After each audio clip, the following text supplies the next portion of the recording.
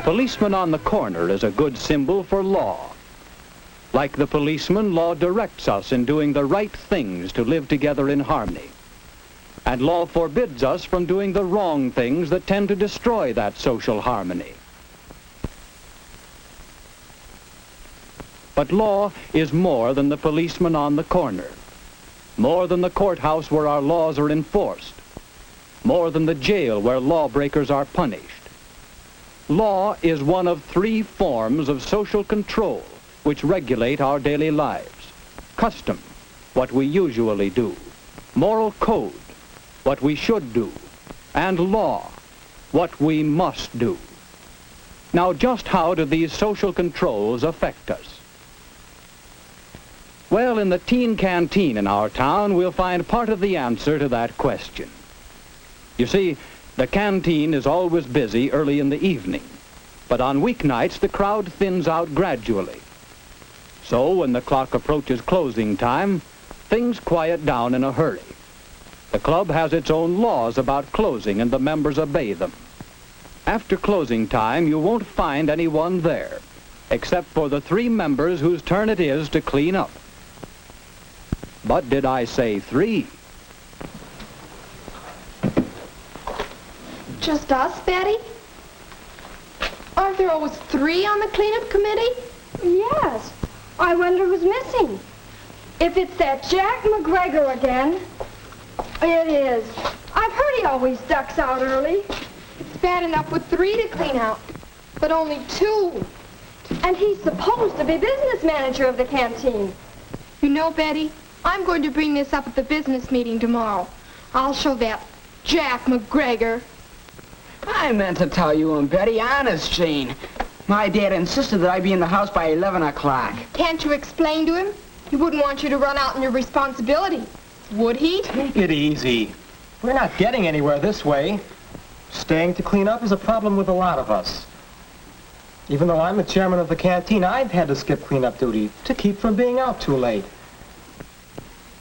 Say, maybe weeknights we ought to close the canteen earlier. You'll never get anyone to agree to that. I don't know. Maybe that is the answer. Tell you what, let's meet again when we can have our advisors in to help us work this thing out. As you know, our civic association has been with you from the start. I believe I can speak for the association and as your advisor in recommending that it would be very wise for you to close the canteen on weeknights at 10:30 instead of 11. After all, that's customary in our town. The drugstores, ice cream stores, most of the places of business are closed by that time, and, well, it seems to me that you might close, too. The theater stays open later than 11. But we're not a theater. Some people may question our behavior when we keep the canteen open till 11. I don't think it's right for us to stay out so late. Who's to say what's right? We know what's good for us. Nobody has to stay here till 11 just because the canteen is still open.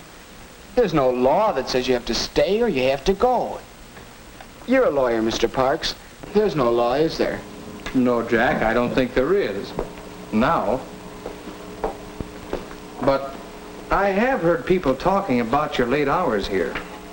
You'd better realize that the town could pass a law which would compel you to close at 10:30 or 10 or even 9. You see, whatever the community decides is best for itself usually becomes law. The community? Well, aren't we part of the community? Oh, of course you are, Jack. But thinking of the community as a whole, well, I wouldn't like to see our town pass a curfew law, as some other towns have. Don't you think it would be better for the community and for you if the canteen were to pass its own law to close weeknights at 10:30? And so Jack is learning about social controls. It's customary, said Mrs. Brown. It's right, said Jane. It's the law, said Mr. Parks. Yes, they can all see how these social controls, custom, moral code, and law have always played a part in the activities of the teen canteen. Here, as in our general society, there are a great many customs, and we accept them. Customs of dressing. We're neat and clean. Customs of courtesy. We're thoughtful of others. What happens if we violate a custom? It isn't serious. Perhaps we simply lose a little prestige. Nevertheless, customs do control us. We make a habit of following them. And then there are moral codes, sometimes called the mores. These are society's standards about what we should and should not do. They are more deeply ingrained in us. We simply don't cheat in games. We in the society in which we live think that's the proper way. In the canteen, there's no drinking or gambling. That's in line with the moral code of this group. And what happens if we break the moral codes? Well, anyone who breaks these loses social status. He no longer belongs. He's an outcast. And then there's law. Let's return to that business meeting where a new law or rule has been under consideration.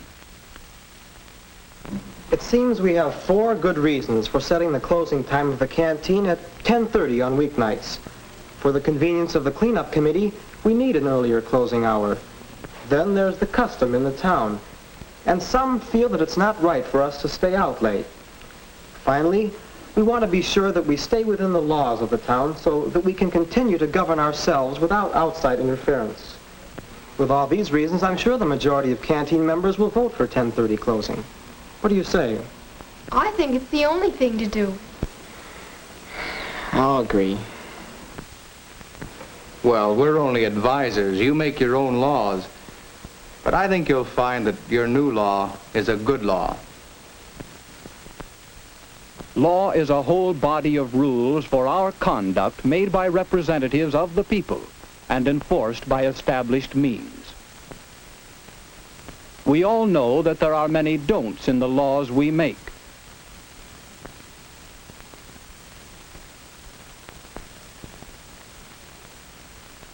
Law prohibits what the majority decide is wrong. Law directs what is agreed to be right.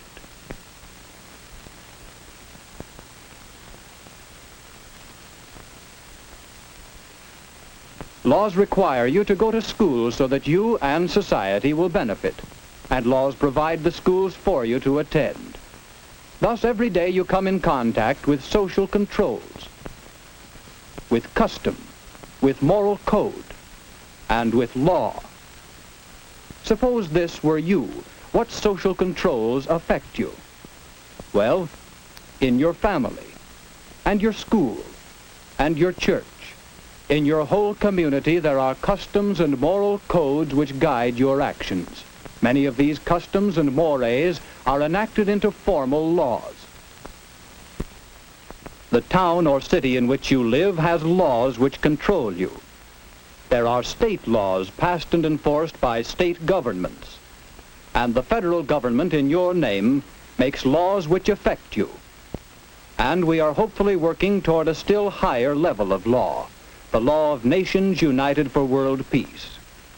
You are guided by all these laws and controls.